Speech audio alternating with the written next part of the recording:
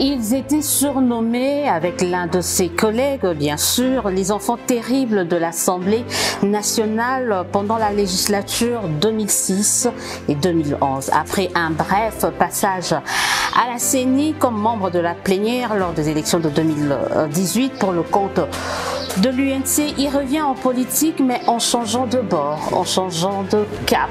Madame, Messieurs, très heureuse de retrouver pour vous Gustave Omba. Bonjour et bienvenue. Madame, merci beaucoup, c'est un plaisir. Bienvenue.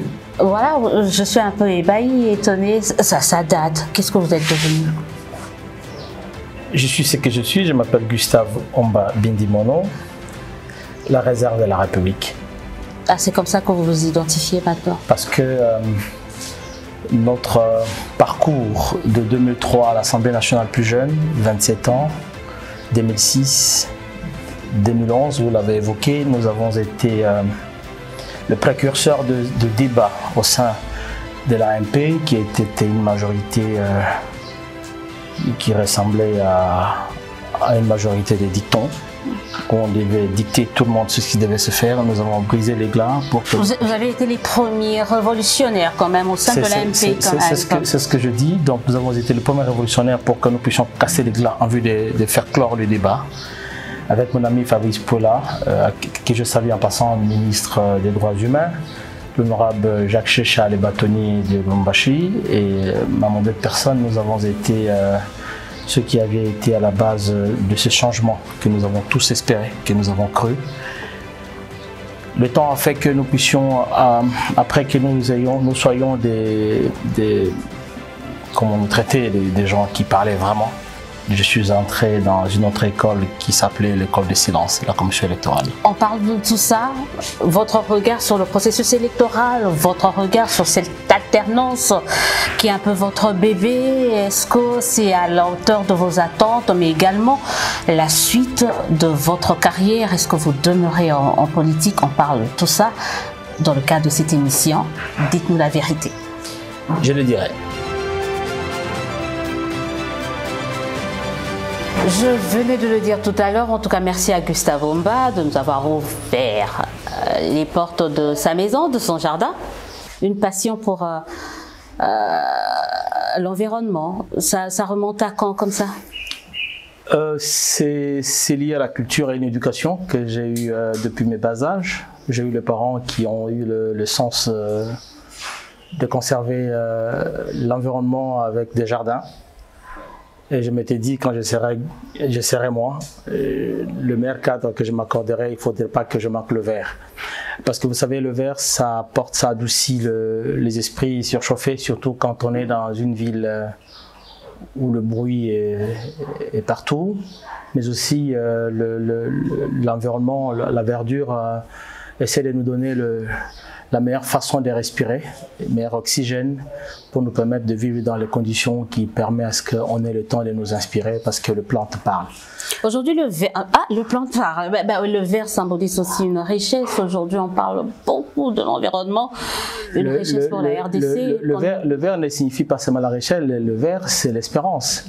Quand on a beaucoup d'espoir, on espère. Le verre apporte également cela, mais aussi par rapport à l'évolution du monde, les questions liées à l'environnement peuvent être pour nous plus importantes que les richesses qu'on peut avoir des autres ressources. L'environnement lui-même tel qu'il est aujourd'hui avec la masse forestière que nous avons aujourd'hui. Si nous avions un leadership visionnaire, nous serions en train de bénéficier de beaucoup de retombées de ce que nous avons comme réserve, que l'humanité tout entière est en train d'attendre de nous des idées innovatrices, des projets pour pouvoir consommer le fonds qui sont à la portée du Congo, qui malheureusement on n'arrive pas à l'absorber. Depuis 60 jusqu'à aujourd'hui, jusqu'à maintenant, vous pensez qu'on n'a pas un leadership visionnaire pour arriver à capitaliser cette espérance que représente leur verre, que représente le verre dans notre pays?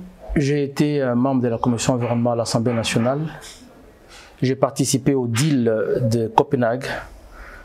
Je crois avoir été dans les grands sommets à l'international, G8, G20, et nous nous retrouvions à 3-4 Africains sur les questions majeures liées aux questions environnementales. Mais le Congo était le plus grand absent. Moi, j'ai été avec la prix Nobel, la Kenyane, celle qu'on appelait Mama Wangari Maathai, qui a été la Mama du bassin du Congo. Elle ne cessait de me dire, Gustave, mon fils, si votre pays avait ce qu'il fallait, tous ces millions qui traînent ici, serait utile pour votre pays. Mais ça a changé, hein. Aujourd'hui on est le pays solution. Aujourd'hui il n'y a pas un débat qui se fait au niveau autour de l'environnement sans la RDC. La parole de la RDC est de plus en plus écoutée. J'ai été dans ces sommets où on vous dit, vous avez tout ce qu'il faut. Il vous manque la diplomatie et l'agressivité dans la manière de revendiquer ce qui est de droit. Le monde attend tout de vous, mais regarde ce qu'on vous donne. Mais ça a changé depuis. J'espère. La dernière information, c'est que j'ai, quand on vous donne le taux de prix des carbone, nous l'avons à $5. Et le Rwanda en a à 120. Voilà, ça veut dire qu'on ne nous respecte pas. Mais aussi parce que nous n'avons pas la politique appropriée pour faire cela. On va parler justement de la politique parce que vous y étiez, il y a eu ce moment de pause. Vous allez nous dire si vous êtes en train de revenir à la politique, mais on sait aussi que vous avez quitté l'UNC, mais vous avez parlé un peu de ce que vous êtes devenu après votre passage à la CENI. Aujourd'hui, au regard du processus, qu'est-ce que vous pouvez dire par rapport au processus électoral actuel, avec vos yeux, vos lunettes d'un expert, d'un ancien membre de la CENI? Comment vous trouvez le processus? Ce qui est plus important ici, c'est de faire voir à nos téléspectateurs que après mon passage de 2 législatures au Parlement, je me suis retrouvé à la commission électorale. J'ai eu cet avantage de me faire imprégner. Ça veut dire faire une formation, multiples formations pour me permettre de pouvoir avoir la bonne lecture, la compréhension du processus électoral. On n'est pas seulement membre d'une commission électorale par le fait qu'on assume une responsabilité, mais le processus électoral, c'est toute une grande formation, mais qu'on n'achève pas. On ne peut pas se dire je suis un vrai expert parce qu'il y a beaucoup d'éléments qui concourent à ce qu'on arrive à ces opérations. Mais je dirais, j'ai été opérationnel. Membre de la commission électorale, membre de la plénière. J'ai participé pour les besoins de l'expérience à plusieurs autres organisations des élections dans les pays de la SADC, dans le cadre de la francophonie. Nous avons visité beaucoup de pays où nous avons vécu l'expérience. Et c'est de cette expérience que nous avons essayé de le matérialiser chez nous. Seulement, il faut se le dire, la commission électorale, c'est une institution d'appui à la démocratie, mais qui subit une forte influence des volontés des politiques. Donc aujourd'hui, je dirais que la commission électorale telle qu'elle est là, je fais ma lecture. Si nous voulons organiser des élections, si elle doit se faire avec un minimum de technicité et opérationnalité, je dirais 2023 est hypothétique. Non, on est à 5 mois. Moi, j'ai reçu... Je le dis, quand je dis hypothétique, si les choses doivent se faire comme moi j'ai vu comment nous avons procédé sous Malo Malo, jusqu'à ce que nous sommes arrivés à ça, sauf si nous voulons organiser une sélection électorale. Et nous pourrons aller vite, mais pour faire subir le pays une situation gravissime. Et à ce moment-là, je dirais que nous nous aurons comportés comme des mercenaires. Vous parlez d'une sélection, alors que vous-même, on a dit, et d'ailleurs ça continue à se dire, que vous aviez plutôt à l'époque procédé à la nomination. Donc vous avez eu à procéder à une certaine nomination et aujourd'hui vous pensez que le bureau de Kadima va procéder à une sélection? Vous avez dit une certaine nomination. Je pensais que vous allez dire vous avez nommé les en tout cas, des gens affirment haut et fort que votre CENI a beaucoup plus procédé à des nominations qu'à des élections. Vous avez dit une certaine nomination. Non, mais je suis en train de rectifier. Okay. Je parle des nominations. C'est le terme que certains sont en train d'utiliser pour parler des résultats que votre CENI a publiés. Est-ce que vous pouvez dire aujourd'hui qu'il est encore opportun que nous puissions parler d'une élection que nous, effectivement, comme vous le dites, mais la dernière décision n'est pas de l'apanage de la commission électorale. Nous avions rendu les résultats provisoires. et le résultat définitif a été confirmé par la Cour constitutionnelle. Mais sur base de quoi vous traitez déjà des élections, des sélections? Non, je suis dans la logique de voir comment les opérations se font. Je vais vous faire des révélations. Le Parlement a reçu, avant la promulgation par le chef de l'État, la liste de répartition des sièges. N'est-ce pas? La répartition des sièges est la résultante du résultat de l'enrôlement. Ça veut dire, après l'enrôlement, on fait le toilettage du fichier ou de l'ensemble de ceux qui ont été enrôlés. Après seulement, dès que cela est fait, on peut transmettre la liste par rapport au nombre des enrôlés par circonscription pour que le Parlement en fasse un débat et les renvoyer auprès du chef de l'État pour la promulgation. Si je vous dis aujourd'hui que le traitement de nettoyage de fichiers continue à se faire, en êtes-vous sûr? Je pèse mes mots. Savez-vous que moi je suis resté présent dans cette maison? Et si je vous le dis aujourd'hui, vous serez surpris. Maintenant, quand moi qui suis technique, je me rends compte que les données qu'on a fait promulguer ne correspondent pas à la réalité, je peux vous donner encore d'autres révélations. Si je vous dis aujourd'hui, il y a 2-3 jours, on a amorcé la livraison des duplicata. Le premier air opérationnel, la plupart de ceux qui s'étaient enrôlés et qui ont connu des difficultés aujourd'hui. Les données des premières aires opérationnelles, la plupart des machines tombées en panne ne sont pas sur la base de données. Ce qui fait que vous arrivez à Chikapa, quelqu'un qui vient pour venir prendre sa carte de lecteur, parce que la carte qu'il a été effacée, on lui dit qu'il ne se retrouve pas sur la base de données. Donc il y a plusieurs exemples, il y a plusieurs éléments qui feront que le jour de vote même, tout va s'arrêter, pour la plupart des cas. Je ne suis pas le prophète de malheur. Qu'est-ce que vous entendez par tout va s'arrêter? Parce que quand moi je viens pour le vote, la procédure avant d'entrer au niveau de l'urne, il y a toute une procédure, on doit vérifier ta carte, on voit si tu as la liste d'émargement, et toutes ces données-là. Quelqu'un qui a bien gardé sa carte, et qui, sans se rendre compte, se retrouve avec une carte d'électeur dont les données ne sont pas dans le fichier pour ne pas se faire retrouver sur la liste d'émargement, ça pose problème. Mais je peux aussi vous donner d'autres exemples. Les gens veulent avoir leur duplicata parce que la qualité de la carte d'électeur est mauvaise. Je ne l'ai pas perdu, je l'ai bien gardé, mais il s'est effacé.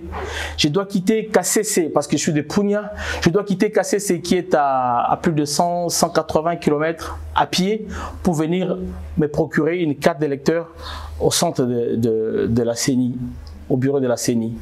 Vous imaginez, toute la République, imagine quelqu'un qui est à Bassan-Kousso. Il doit quitter son petit village pour aller à Bassan-Kousso centre, là où il y a l'antenne de la CENI, pour avoir une carte d'électeur. Ça veut dire, partant de tous ces éléments qui démontrent qu'il y a déjà des faiblesses sur beaucoup de questions qui constituent la stabilité qui pourrait amener l'accompagnement de ces processus ne sont pas réunis, rassurez-vous, c'est l'énervement. Je vous ai laissé parler parce que c'est important d'écouter quand même, pas quand même, mais d'écouter quelqu'un qui était dans la maison, qui connaît les us, qui connaît la pratique, qui connaît comment ça se passe, parce que c'est très important. Et je le rappelle aux téléspectateurs, nous sommes à moins de 5 mois des prochaines élections, si elles auront bien évidemment lieu le 20 décembre prochain. Vous êtes en train de nous dire, Gustavo Mba, c'est que l'actuel processus, c'est pire que le vôtre. Je ne compare pas. Mais il faudrait bien le faire, quoi. Non, je ne compare pas. En tout cas, nous, on le fait. Savez-vous qu'il est difficile de se retrouver dans une pièce de chambre et se voir passer au travers la fenêtre? Je préfère que vous puissiez porter une critique sur ce que nous avons été. Et moi, je pourrais porter la critique sur ce que je vois. Et on va confronter nos critiques pour que je vous dise, voici ce que fait. Au regard, par exemple, de l'audit du fichier électoral, vous trouvez que c'est pas une bonne option levée par l'actuel CENI que de se faire auditer par des gens qu'il a sélectionnés, alors que vous, on se rappelle à l'époque, c'était l'OIF? Vous savez, la crédibilité d'un processus électoral tient compte de la crédibilité de ceux ou de celui qui vient auditer. dans le langage des membres de la commission électorale, il faut éviter qu'on sente la touche partisane. La CENI est une institution d'appui à la démocratie, donc le centre. Il faut avoir la capacité d'écouter toutes les tendances. Ouais, avec un peu de recul, vous mettez à jouer le beau rôle, quoi. 5 ans après, c'est vrai, vous pouvez vous permettre, vous, de dire ça. J'ai été membre de la commission électorale, Nanga peut le témoigner, et même le président de la République, il était de l'opposition, il peut le témoigner. Je crois avoir été le contrepoids. Je l'ai dit ici, la commission électorale, c'est une institution d'appui à la démocratie, mais qui subit beaucoup de pression politique. Moi, je n'avais pas fléchi. C'est à cause de ma capacité de résister face à tout ce qu'il y avait comme manipulation. Effectivement, il y en a eu assez, hein. Je crois que je suis sorti de la commission électorale vivant parce que je suis resté un homme cohérent. Tout était permis contre moi. Mais Dieu était grand. Et parce que je ne m'étais pas trempé dans la... Je ne veux pas citer les gens, mais s'ils me suivent, ils savent ce qu'a été notre rapport. Ils savent que n'était que nous étions des gens avec un idéal pour le Congo, une vision objective. Et je crois que je me laisserai... emballer et faire pire que ce que vous décriez. Crédibilité, donc il aurait fallu qu'on ait un audit de fichiers externes. Il faut, ça reste la crédibilité d'un processus électoral, c'est l'harmonisation autour de la qualité du fichier. Et ça doit être fait par des institutions reconnues, crédibles. Mais comment expliquez-vous qu'aujourd'hui, que l'actuelle CENI ne veuille pas faire ainsi parce que déjà c'est pas légal. C'est pas légal quand même. Vous comprenez cet aspect des choses. Je ne veux pas me mêler dans cette critique exacerbe de l'institution de cette manière globale comme ça par rapport à leur attitude. Mais je pense qu'au regard de tout ce que nous avons bénéficié de l'État congolais dans toutes ces formations, nous étions les leurs pour leur apporter les explications de ce qu'a été notre expérience pour bien se tenir, parce que dans tous les pays des hommes normaux, les membres d'une institution comme celle-là, on ne les laisse pas comme ça, on les encadre pour accompagner leur expertise. Ça s'appelle la réserve. La réserve pour la nation. Ben oui, ça c'est pour les gens qui ont eu à pour des gens qui ont eu à conduire un processus de manière assez transparente. Ça n'a pas été le cas avec vous. Pourquoi je ne peux vous pas prendre comme modèle alors que vous avez organisé, toujours c'est dans certains, les pires élections qu'on connaît déjà. Mais je le dis parce que... Vous revenez selon les certains. Bah oui. Selon les certains, mais, je peux citer, ce sont des hommes politiques actuellement. Ça veut dire que vous doutez même de la légitimité. Pas moi, en tout cas les politiques qui disent ça. Ça veut dire que nous doutons même de la légitimité du pouvoir qui est en place aujourd'hui. Ça veut dire que eux, c'est le fruit comme les gens disent, d'un compromis politique, c'est ça? À l'africaine, c'est ce que vous voulez dire? Dites-le nous. Est-ce que c'est le cas? C'est ce que vous voulez dire? Est-ce que c'est le cas?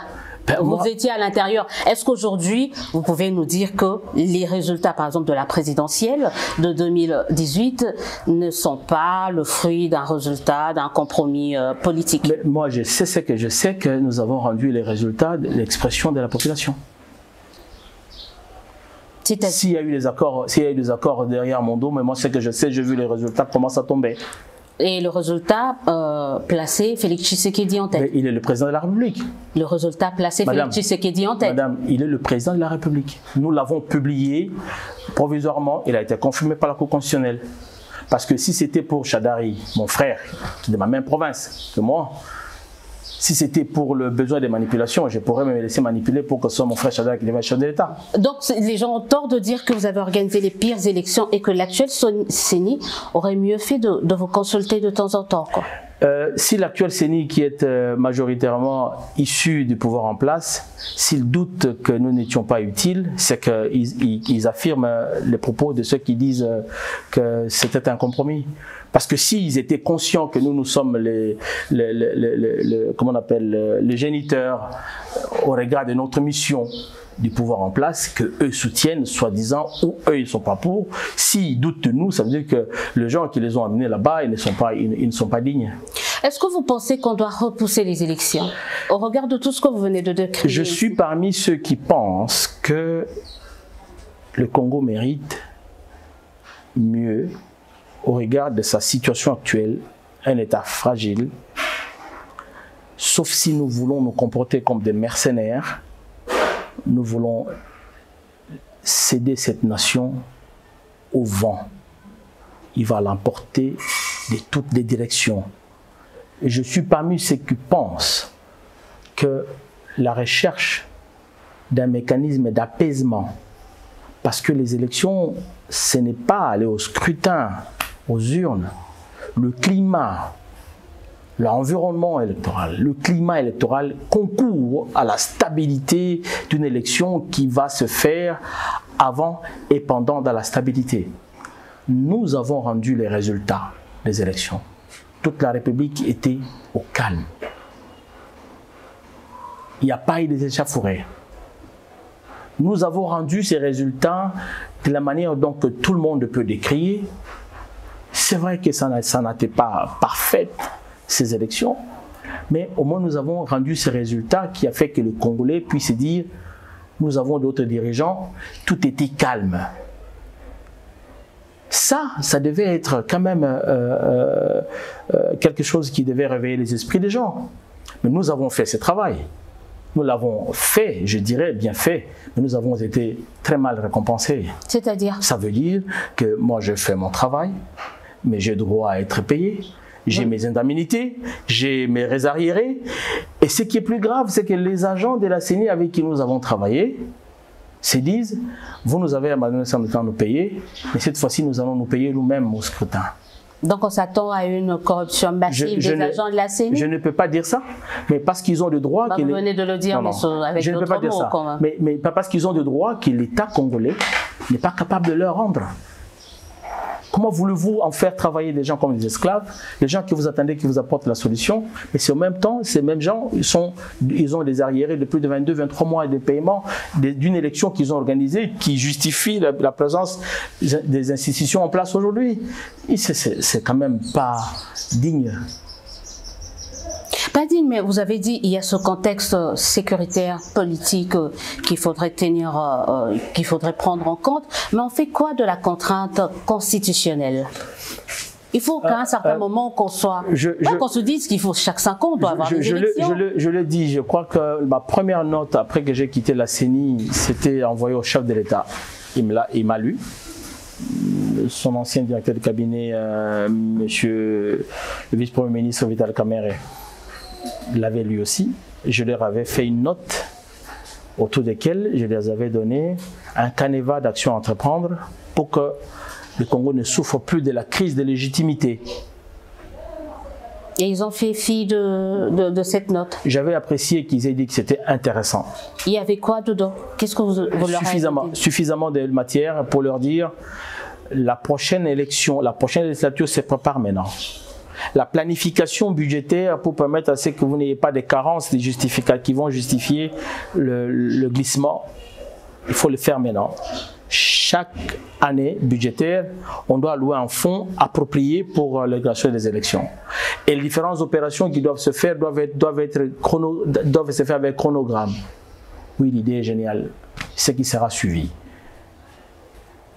je ne sais pas.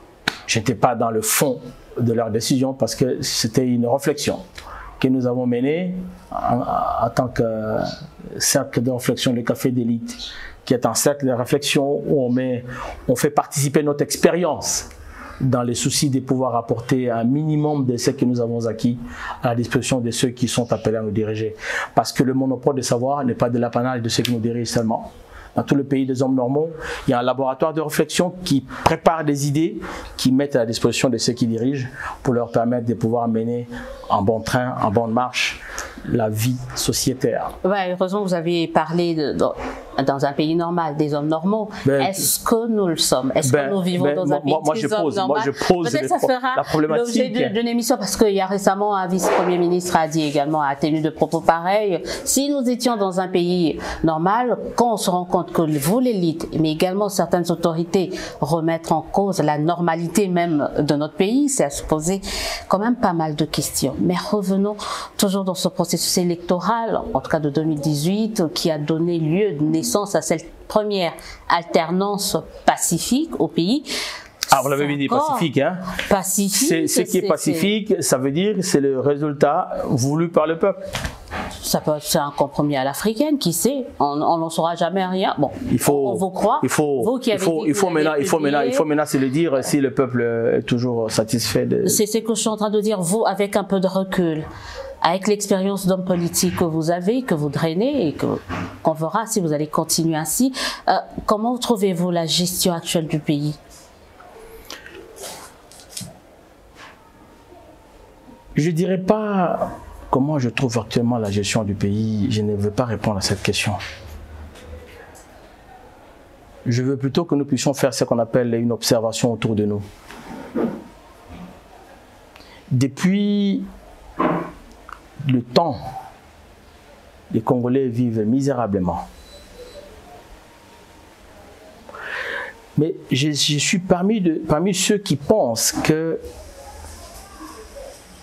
j'appartiens à cette équipe qui a veillé, qui a voulu, qui a rêvé le changement. Je l'ai toujours dit, le changement, c'est maintenant. L'un de vôtres est d'ailleurs dans l'actuel gouvernement. Hein? Vous l'aviez dit au début. Vous savez, quand nous avons amorcé l'opposition au sein de l'AMP, nous étions jeunes. Nous avions besoin de vivre. Mais nous nous sommes dit non, nous avons dit non. Katoumba, que son âme repose en paix, qu'est-ce qu'il ne nous a pas proposé? Vous êtes témoin vivante de notre action dans ce Parlement. Le président Kabila nous a reçus plusieurs fois. Nous avons gardé la ligne parce qu'on arrivait à un Congo différent. Je lui disais même, Monsieur le Président, un jour on est à Kingakat, j'ai dit, Monsieur le Président, tous ces gens ici, ils ne vous disent pas la vérité. Nous, on est jaloux de notre génération. C'est quand vous aurez, ça je disais à Kabila, quand vous aurez besoin de vivre votre temps, c'est quand vous allez vous retrouver en conflit avec votre génération. Et c'est ce qui arrive. Eh bien, c'est qui est là. S'il va me suivre, il se souviendra de ça. C'est quand tu auras besoin de vivre ta belle vie avec ta génération, c'est à ce moment-là que tu seras en conflit avec ta génération. Parce que ces gens, ils vous ont pris en otage au lieu de vous accompagner pour faire des choses en faveur de ta génération. Aujourd'hui, il le vit. Autant, quand je vois la manière dont le pays est dirigé, je me dis, le choix de Tshisekedi, président de la République, était lié également à cette nostalgie de l'absence de satisfaction du fait que papa soit mort. Les gens n'ont pas vu Tshisekedi Étienne redonner l'espoir à la nation parce qu'il disait, moi, au pouvoir, quand l'IDPS arrivera au pouvoir, l'état de droit, ça sera la première des choses. Nous l'avons entendu aux premières heures de l'arrivée de son fils, l'état de droit. En fait, vous pensez que Étienne Tshisekedi allait se réincarner C'est pas que je pensais. Je pensais qu'Étienne Tshisekedi, sa vision était inclue dans son parti. Mais là, on a trouvé que l'homme avait sa vision. Après lui, la continuité de son action avec son parti, ça n'a rien à voir avec lui. C'est ce qui crée aujourd'hui cette crise, la grippe, ou c'est comment on appelle ça, le choc thermique dans les attentes de la population, dont moi-même je fais partie. Donc, Étienne Tshisekedi avait sa vision, l'UDPS avait la sienne. Et vous trouvez que ça n'allait pas ou ça Je n'ai pas dit ça. Je dis la vision que papa Étienne avait, ce n'est pas ce qu'a été la vision que le label qu'il a fait, qu'il lui-même a fabriqué, mène comme action. Est-ce qu'on pouvait imaginer que quand on parle état de droit, quand on parle le peuple d'abord, parce que tu sais qui dit, j'étais plus jeune, quand il est passé quelques jours Premier ministre, il suffisait que sa voix soit donnée, tout se remettait en ordre. Je vais vous faire rire. J'ai rencontré une autorité, un haut fonctionnaire qui me dit, à l'arrivée du président Félix Tshisekedi, toute la régie financière, tous les services qui mobilisaient les recettes avaient fait ça. 3 mois, 6 mois après, ils ont remarqué qu'il n'y avait rien qui suivait. Le même système a repris. Ce qui fait aujourd'hui, vous êtes sans ignorer les millions Je crois que les millions qui étaient détournés sous Kabila étaient peut-être passés sous couvert, en sourdine, par rapport aux millions qui sont détournés aujourd'hui. Quelle est la suite réservée à tous ces détournés des millions? Ça c'est un exemple. Oui. Papa Étienne dit, tout celui qui sait qu'il a le bien de l'État, il le remet. Le palais du peuple avait combien de milliers de véhicules de l'État? Il a parlé une fois. Mais là, je me retrouve devant une situation où le chef de l'État se plaint. Oh, il ne doit pas se plaindre quand il parle de la justice, parce que c'est la justice qui élève la nation. Le chef de l'État se plaint de sa justice. Le chef se plaint de sa justice. Mais on ignore que Samé a porté tous ces gens dans ces hauts rangs. Mais quand le chef se plaint de la justice, peuple, attendez voir la justice de Dieu. Peuple, attendez voir la justice de Dieu, mais vous êtes de ceux-là qui pensent que l'actuel président de la République n'a de son père que le nom. Ça, c'est votre conclusion. Parce que l'héritage politique ne fait pas partie des gènes, n'est pas génétique. L'héritage politique, c'est dans la vision. Moi, mon père a été politique. Mon père a été le premier président de l'Assemblée du Kivu, Bindimon Lambert. Aujourd'hui, ça fait 8 ans depuis qu'il est mort. Il a été le président de l'Assemblée du Kivu, il a été ministre, il a été député national. Il m'a appris une seule chose: fils, tu t'engages en politique, une seule chose que tu ne dois pas faire. Ne cherche pas à t'enrichir en politique, tu vas être voleur. Alors, aidez tes frères, parce que tu auras la mission de porter leur voix. Ce qui fait qu'aujourd'hui, je suis resté ce monsieur idéaliste. Et ce matin, je pensais à lui. Tout ce qu'il m'avait appris, tout ce qu'il m'avait fait comme interdit, je le respecte. Peut-être les insensés, ils disent que Gustave Logique est l'équipe. J'ai entendu les gens dire ça. Hein? J'ai eu des gens, de grandes personnalités me dire yo, Logique, tu as changé beaucoup. Et ça me tue. Est-ce que nous avons sacrifié notre jeune âge, notre génération politique, 27 ans, j'étais déjà député, pour que nous puissions vivre? Je me suis engagé à accompagner le changement, pour que ce changement soit là, soit au-dessus de ce que j'ai combattu. C'est un réquisitoire quand même assez sévère. Ça me révolte. Au regard de bilan, ça me révolte. Ouais, mais peut-être que vous ne portez pas vos regards vers le bon endroit, parce que beaucoup de choses sont en train d'être faites. Pourquoi vous ne reconnaissez pas? C'est quand même un réquisitoire assez dur contre Félix Tshisekedi. Je n'ai pas encore fait le réquisitoire sur Félix Tshisekedi. J'aimerais que nous puissions avoir un plateau. Et je vous apporterai mes avis. Là où c'est bien fait, je dirais. Je peux vous donner un exemple. J'ai décrié, je disais plusieurs fois, Clément Zao peut le dire, on ne peut pas passer 18 années dans le règne, dans le pouvoir, sans pour autant apporter un minimum de ce que tout le monde rêvait. Réhabiliter le fils de l'hôpital Mama Yemo. Moi, ça me fait vraiment plaisir. Je félicite le chef d'avoir pensé à ça. Mais pourquoi Mama Yemo seulement? Ça me pousse à dire que la République appartient, c'est la République de Kinshasa. Il y a un début à tout quand même. S'il vous plaît, madame. C'est le miroir. S'il vous plaît, madame. Je suis tout à fait d'accord avec toi. Mais le pays se gère en action graduelle. Donc, laissez que les gens du Kivu, du Maniema, des Punya meurent, comme des caniches, comme des chiens, comme ceux qui meurent de la maladie de peste, parce qu'on doit s'occuper d'abord de Kinshasa. Parce que si hier Kabila a envoyé quelques tonnes de médicaments chaque année, aujourd'hui on n'en voit même pas 10 kilos, alors il faut applaudir. Chez moi à Punya maintenant, il y a une maladie qui est sortie là-bas. Il y a quelques mois, c'était l'épidémie, les enfants ils sont morts, jusqu'à 465 enfants. On a dû faire des plaidoyers au nom de la société civile que nous avons mis en place. Là, il y a notre épidémie qui vient de sortir, qui tue les gens.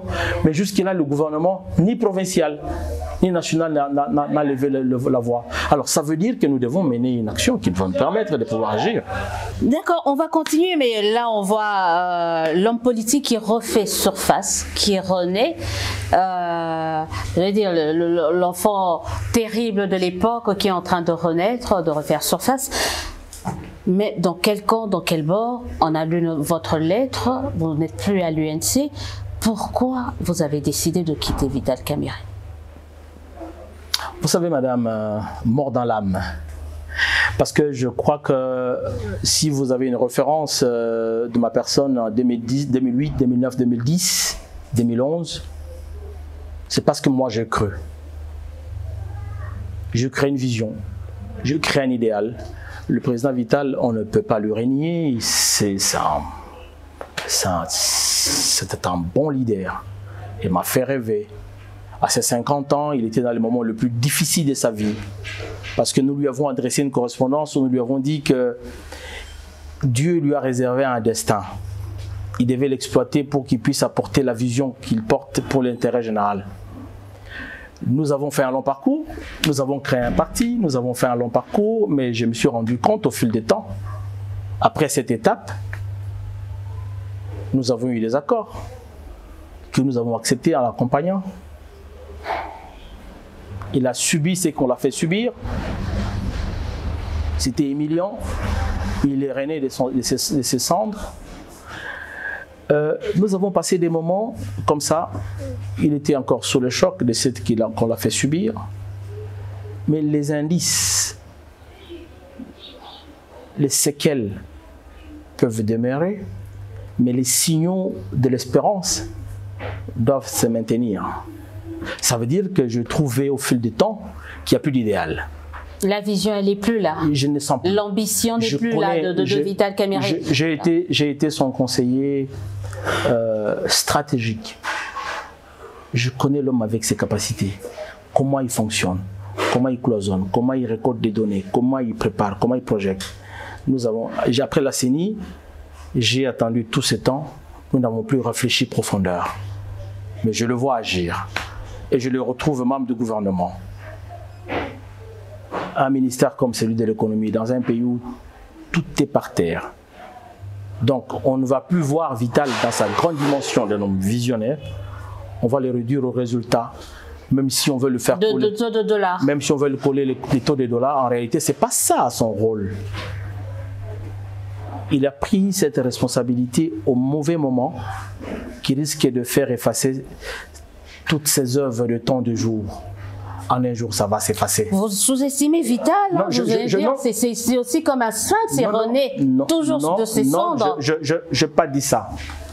La population, le Congolais a atteint une certaine maturité et surtout que le mensonge, surtout que la manipulation a atteint un niveau, mais s'il devait être pendu, on allait le pendre pour rien. Vous avez vu ce qui s'est passé. Il a fallu que la raison revienne dans le chef, mais cette raison est revenue après que des gens soient sacrifiés, soient morts. On n'en parle pas. Mais je pense que après le nombre d'années passées ensemble, autant je devais me muer à une autre dimension, je me suis dit, parce que la politique, c'est le bilan, parce que c'est la politique, c'est les réalisations pour l'intérêt général, je ne me vois pas, lors de la législature prochaine, aller chez moi à Punia et dire « Faites-moi confiance », parce qu'on va poser la question « Mais Gustave, tu as été là, on n'a vu ni craie, ni batte, ni pont, ni rien, ni régie de eaux, ni quoi, il n'y a rien qui est fait. » Je préfère dire « J'ai donné mes avis, parce que les traces sont là. » Je n'ai pas été écouté, je n'ai pas de discours. Parce que je n'ai pas de discours, je ne veux pas aller mentir chez moi. Vous n'allez pas aller mentir chez vous, mais vous allez quand même postuler chez vous. Vous avez décidé de déposer votre candidature. Paradoxe, vous ne faites pas confiance en cette CENI, mais vous déposez quand même vos candidatures. On commence par là. Qu'est-ce qui justifie le dépôt? Vous auriez pu vous abstenir comme l'a fait le FCC et Fayulu. C'est un devoir civique. C'est un devoir civique. Est-ce que vous avez... Madame. Vous donnez un cursus à un processus que vous décriez, hein? Non, c'est pas ça. Oh, c'est ça. C'est pas ça. C'est ça. Non. C'est un devoir civique. Si je te donne une révélation maintenant, Fayulu l'a fait en 2018. Mais le jour qu'il est venu chercher sa carte d'électeur à minuit, vous n'étiez pas là. Non, il a fait la journée. Hein. Vous ne connaissez pas alors lorsque la demande a été faite. En 2018, lors des élections de 2018. Je ne veux pas aller dans ça, c'est fini. Non, je voulais seulement que ça soit cette parenthèse, s'il vous plaît, parce que quand je me dis c'est un devoir civique, c'est un devoir. On dit bien devoir. Ça dit bien devoir.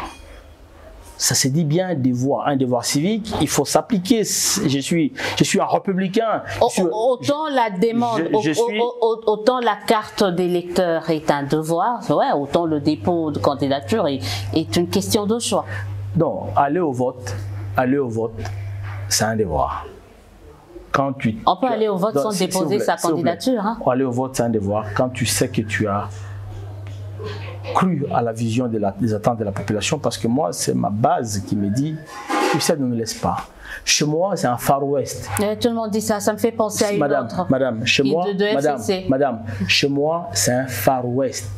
Il n'y a pas d'État là-bas. Tous ceux qui décrivent le processus, mais qui s'y engagent, brandissent cet argument, monsieur Omba. Oui, chez moi, on a besoin de moi. Chez moi, on m'a réclamé, il n'y a pas de nouveauté. Non, c'est pas ça. Moi, je me suis dit qu'il y a des réglages qu'il faut faire.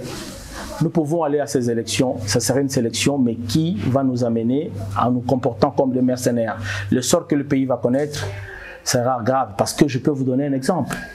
Que diront les gens de Rutshuru, de Massissi, de la partie de l'Ituri là-bas, qui d'ailleurs en 75-80% n'ont pas été enrôlés. Et ceux qui occupent cette zone, ils sont là, ils s'installent encore, et très bien. Malgré que nous avons eu l'état de siège. Aujourd'hui, le débat autour de ça s'est fait dans la rue, au lieu de se faire dans les institutions, parce que la décision était prise au sein des institutions. Donc, ceux qui ont accompagné cette action, doivent-ils aujourd'hui se dire, ça s'est fait dans la rue, qu'est-ce qu'il faut faire? Les hommes sensés disent non, il faut que ça vienne au sein des institutions, parce que la décision institutionnelle, elle est opposable. Pas les petits arrangements. Ça veut dire que le pays lui-même est en train de traverser un moment de fragilité lié à une certaine légèreté qui est peut-être due à l'absence de volonté ou d'un esprit mercenariat qui caractérise maintenant la classe politique, parce que tout le monde veut venir s'enrichir dans la politique. On parlait de votre candidature, hein, les motivations de Gustave Omba qui dépose sa candidature, qui participe à un processus qu'il est en train de décrier. C'est ce paradoxe-là que moi j'arrive pas à m'expliquer. Je décris certains paramètres aux opérationnels que moi je maîtrise, que je comprends, que je sais que c'est la sémie d'une défaillance chaotique du processus électoral. Oh non, saisie. Non. Tu ne peux pas renoncer en menant la politique de chaise vide parce que tu es inconscient. Ça s'appelle désintéressement. Mais en état des dents, vous savez ce qui va arriver? Ceux qui ont participé à un état des dents, c'est une très belle bombe. Parce que quand ça va exploser dedans, et ceux qui ont cru et ceux qui n'ont pas cru, partons tous, laissons une nouvelle classe répandre avec ça. Vous avez participé aux élections, vous êtes candidat député à Ponia et vous avez choisi votre Machiamomène. Ça veut dire? Bah, votre frère, quoi. Quel frère? Matata Ponyo. Vous allez postuler pour le compte de LGD, quand même. C'est ce que tu as dit. C'est vrai, postuler pour quel compte? Non, mais je vais vous donner je veux qu'on réfléchisse profondeur. Est-ce que moi, je peux appartenir à un individu? Parce que vous dites que vous avez choisi votre frère Matata. Vous avez choisi le LGD de Matata. Non, mais le LGD, ce n'est pas le LGD de Matata. Le LGD, c'est le parti. Il en est le président. C'est le parti de la nation. Il en est le président. Parfait. Je n'ai pas choisi l'homme, j'ai choisi la vision qui incarne l'homme. Autant Caméré n'a plus de vision, autant vous estimez que Matata a non encore. Non, c'est pas ça la raison. J'aimerais qu'on fasse un petit exercice. Dis-moi. Avant Matata, donne-moi le nom de 2 premiers ministres et après Matata, le nom de 2 premiers ministres, évaluons ce qu'a été sa gestion. Zito, avec lui on a atteint le point d'achèvement, les enseignants, en tout cas les profs étaient payés à plus de 2000, ouais. Il y a eu Zito. L'orthodoxie du sens de l'État, en amenant ce qui est matériel que le peuple attend, ce que le peuple a vécu. Comparons, faisons une petite évaluation. Et j'aimerais que nous soyons très objectifs quant à ça. Donnez-moi quelques éléments rapidement, on va terminer. C'est vous qui avez fait. C'est trop simple. Non, j'aimerais que ça vienne de vous. Non, parce que c'est vous qui avez fait le choix. Moi, je ne suis pas candidat. Mon analyse à moi, je suis pas candidat pour le Mon analyse à moi, c'est qu'il a été le Premier ministre qui a fait rêver les Congolais. Si hier vous étiez dans les esprits des morts ici, et il a été le seul à vous amener pour les grandes villes. Il a été le seul à vous amener le minimum des conditions vitales d'un homme, d'un peuple qu'on respecte. Vous avez eu les moyens de voyager dans les meilleures conditions, vous avez les moyens de circuler dans les meilleures conditions, vous avez eu des hôpitaux qui bénéficiaient des médicaments, nous avons même eu l'esprit de pouvoir gérer le système bancaire au sein de l'administration publique qui était la source des détournements de fonds. Nous avons eu le gouvernement, l'hôtel de gouvernement, nous avons eu l'hôpital de cinquantenaires. Nous avons eu les meilleures conditions Et on l'a chèrement payé. On a eu Bukanga Lonzo. S'il vous plaît, chez moi au Maniema, nous avons la ville qui porte quand même les stigmates d'une belle nouvelle ville construite avec le moyen de l'État. On a eu Bukanga Lonzo. On le paye très chèrement aujourd'hui. Le Bukanga Lonzo, je ne sais pas. On a eu aussi ça, parce que Matata, c'est pas que le transport, c'est pas que la bancarisation, il a dit Bukanga Lonzo, il a bien dit Bukanga Lonzo. Les gens, ça spécule assez là-dessus, c'est devant la justice. Il y aura plus de clarifications autour de ça. Je ne peux pas débattre sur une question qui est devant la justice. Merci d'avoir répondu à notre invitation. Le prochain rendez-vous avec vous, c'est quand et où? Le prochain rendez-vous avec moi, c'est à tout moment et partout où vous voudrez. Cette fois-ci, je crois qu'on donne rendez-vous avec Gustave Omba à Punia. Vous savez, j'aime trop l'intérieur du pays et ça me ferait très plaisir de venir voir la population. J'aimerais bien que vous compreniez qu'à Punia, je suis le King Leader. On verra ça, vous savez, je vous dirai tout. Prochain rendez-vous avec... À Punia, tout le long du parcours, pour vous montrer que ce parcours-là, la population de cette contrée se diront, tout ce que nous avons fait, on n'a pas pensé à nous. C'est ingrat.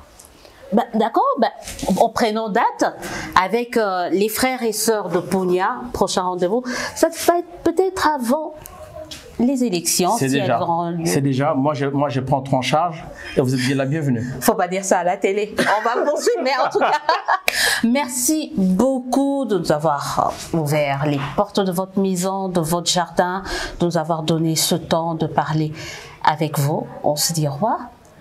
Merci à vous, madame, de m'avoir déniché et de me sortir de mon silence.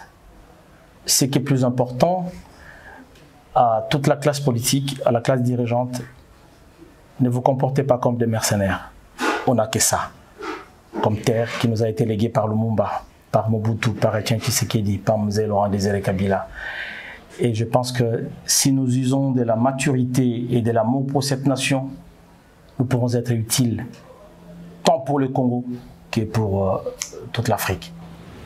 Merci encore une fois de nous avoir reçus. Merci aux téléspectateurs. Vous êtes de plus en plus nombreux à nous suivre. Dans le cadre de cette émission, dites-nous la vérité. On se dit au revoir. À très très bientôt. Et avec certainement un autre invité qui essaiera de nous donner sa part de vérité. Prenez soin de vous.